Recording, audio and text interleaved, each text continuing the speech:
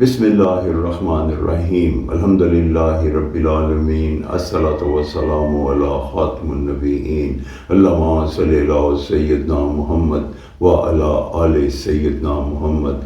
السلام علیکم ورحمۃ اللہ وبرکاتہ۔ میری آج کی حدیث مشکوٰۃ 5105 نمبر۔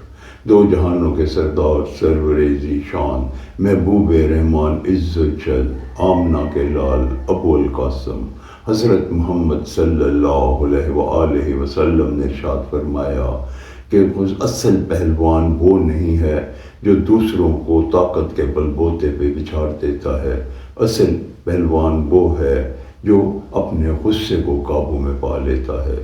اس حدیث مبارکہ میں ہمیں اس چیز کی آگاہی ہوتی ہے کہ وہ بندہ جو اپنی طاقت کے بل بوتے پہ لوگوں کو بچھاڑ دیتا ہے، اللہ اور اس کے رسول کی نظر میں وہ طاقتور نہیں۔